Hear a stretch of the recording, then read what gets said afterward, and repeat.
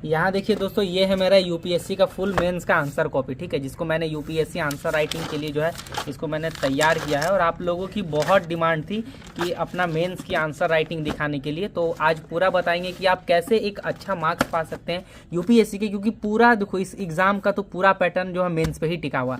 Mains में हम अच्छा स्कोर करते हैं तभी जो है हमें अच्छा रैंक और सिलेक्शन की चांस जो है वो बढ़ जाती है, ठीक है। तो यहाँ पर देखो, हिमालय पर्वत के बारे में पूछा गया है, उसके महत्व को पूछा गया है कि क्यों इसको शरीर और आत्मा कहा जाता है। तो पहले तो हमको क्वेश्चन को समझना है कि महत्व को पूछा, ना कि इसकी संरचना को पूछा है, ठीक है। तो यहाँ पर हम क्या करेंगे, पहले स्टार्ट करेंगे टॉपिक से। हिमालय पर्वत भारतीय उपमहाद्वीप से एक महत्वपूर्ण भू आकृति है। भारत के लिए ये जो है बहुत ही महत्वपूर्ण है। अब कैसे महत्वपूर्ण है, अब इसके महत्व को जैसे मैंने दर्शाया। अब यहाँ पर संरचना को मैंने नहीं बनाया कि गोंडवाना लैंड बना दिया या इतना वर्ष पुराना, ये नहीं, पहले दर्शाया है सिंपल टॉपिक को। जैसे ट्रांस हिमालय को इधर बांट दिया मैप बना करके, है ना, फिर पश्चिम हिमालय को, मध्य हिमालय को, पूर्वी हिमालय को, है ना, ऐसे आप दर्शाइएगा ना, तो कहीं ना कहीं क्या होता है ना, जब फर्स्ट पेज में आपका अट्रैक्शन बहुत अच्छा होता है और जो एग्जामिनर आपका कॉपी चेक करता है ना, वो इंटरेस्ट लेता है कि नहीं, डीपली समझा करके ये समझाने का प्रयास किया है इजिली, है ना। जैसे यहाँ पर देखो, जैसे हिमालय के लिए तो महत्व को पूछा है, तो यहाँ पर सदा नीरा नदी जो है बहती रहती, जो वर्ष भर नदियाँ होती है उसको दर्शा दिया। फिर यहाँ पर देखो, भारत की प्रतिरक्षा जो ये हमारा एक शील्ड की तरह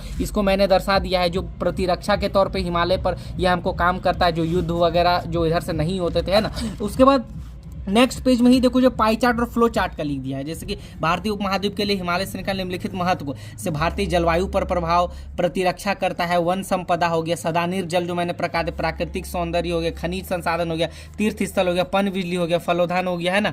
और यहाँ पर पर्यटन, वन संपदा, उपजाऊ मिट्टी, है ना। जैसे कि देखो, भारतीय जलवायु पर इसके प्रभाव को पहले लिख दिया, ठीक है। तो क्या लिख दिया है, प्रभाव को लिख दिया कि जैसे यहाँ पर प्रभाव के लिए बहुत महत्वपूर्ण, तापमान और वर्षा कराने में बहुत इंपॉर्टेंट, जैसे बंगाल की खाड़ी और अरब महासागर का यहाँ पर जो है थोड़ा सा यहाँ पर वर्णन कर दिया, अरब सागर का वर्णन कर दिया, ठीक है। तो उसी लिखिएगा। अवरोधक बन करके काम करता है ना, जैसे कि शीत ऋतु में आने वाली साइबेरियन जो ठंडा हवा होता है वही ना यहाँ पर रोकता है, तो शील्ड की तरह दर्शा दिया, ये रोक रहा है। तो कितना अच्छा ये एग्जामिनर समझ भी जाएगा कि हाँ मैपिंग भी है। और ये जेट धारा, जेट स्ट्रीम को यहाँ पर देखो कितना अच्छा लिख दिया, शीत ऋतु जो पश्चिम से पूर्व जेट स्ट्रीम के बारे में दर्शा दिया है, जो है ग्रीष्म मानसून के आगमन में जो है बहुत भूमिका निभाती है, ठीक है, उसको यहाँ पर लिख दिया।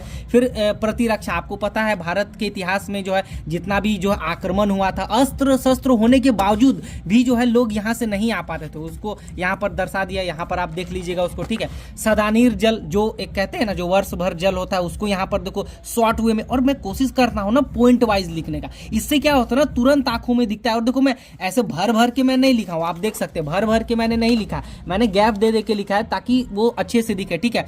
तो जैसे कि झरना हो गया, झील हो गया, हिमनद से जो वर्ष भर जल आता है उससे क्या फायदा होता है, उपजाऊ मिट्टी स्रोत बहुत इंपॉर्टेंट है, ठीक है। जैसे सहायक नदियां क्या होती है, अपने साथ जलोढ़ अवसाद लाती है, इससे क्या होता है, उपजाऊ मिट्टी का निर्माण होता है, ठीक है। अब भाई उपजाऊ मिट्टी का निर्माण होता है तो कहां होता है जलोढ़, तो उत्तरी गंगा मैदान में। तो देखो यहाँ पर उत्तरी मैदान को थोड़ा सा मैपिंग करके कितना अच्छा दर्शा दिया है। तो यहाँ पर देखो, जैसे लाई गई उपजाऊ मिट्टी, जो जलोढ़ अवसाद होता है इससे उपजाऊ होता है, और इसी मैदान में जो है विश्व की अधिकतर फसलें उगाई जाती हैं। तो ये सब कितना ज्यादा इंपॉर्टेंट हो जाता है, ठीक है। उसके बाद पन बिजली उत्पादन को यहाँ पर लिख दिया, जैसे भाखड़ा नागल हो गया, दुलहस्ती, ये सब मतलब सिलाल हो गया, चमेरा हो गया, कोटेश्वर हो गया, है ना, गिरिबाट हो गया। तो देखो, इसमें आप कुछ भी पांच भी अगर 4 भी लिख दोगे ना, तो आपको बहुत अच्छा मार्क्स मिलेगा। इससे क्या होता है, बिजली उत्पन्न होती है, और ये परियोजनाओं को हमने यहाँ पर जो लिख दिया, ठीक है। अच्छा, वन संपदा के बारे में जो सबसे इंपॉर्टेंट है, जंगल में भारी विविधता पाई जाती है, जैसे उष्ण कटिबंधीय जंगल हो गया, शीतोष्ण कटिबंध हो गया, कोनाधारी हो गया, सदाबहार जंगल। तो ये सब अच्छा एक मार्क्स मिलता है, इतना आप दर्शा दीजिएगा, तो ठीक है। देन नेक्स्ट, यहाँ पर जंगल के बारे में तो बता दिया, टिम्बर, लकड़ी, गोंद, ये सब तो आप लिख लीजिएगा।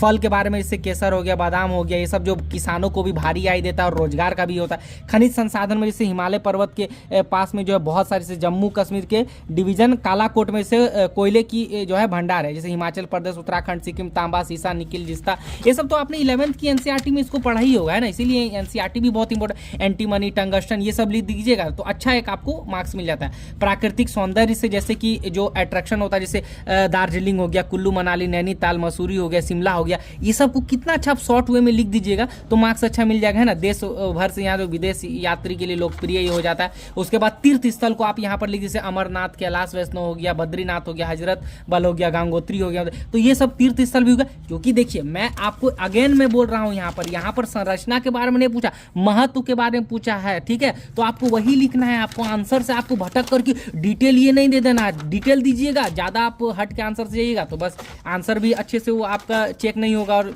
कहीं ना कहीं मार्क्स भी अच्छा नहीं मिलेगा। तो जो पूछा गया वही दीजिए। लास्ट में निष्कर्ष यहाँ पर लिख दिया कि इसलिए इन सभी कारणों से हिमालय पर्वत श्रृंखला भारतीय उपमहाद्वीप के लिए बहुत ही महत्वपूर्ण है, जो भारत की जलवायु को नियंत्रित करती है और कृषि के लिए बेहतर सहायक नदी भी जो है हमारे लिए प्रदान करती है और जीवन को बेहतर बना, इसीलिए यह भारत के लिए शरीरम आत्मा है। तो कितना अच्छा से इसको यहाँ पर लिख देने से मार्क्स अच्छा मिलता है, ठीक है, मैपिंग बना करके, है ना। तो दोस्तों वीडियो अगर आपके लिए हेल्पफुल रही, पसंद आती है तो आप इसको जो है जरूर इसको शेयर कीजिए और सब्सक्राइब आप जरूर कर लेना, ताकि आपके लिए हमेशा से ऐसी वीडियो हम लेकर के आ सके और हिंदी मीडियम के लिए सिलेक्शन को जो है अग्रसर कर सके, ठीक है। तो लाइक जरूर करना।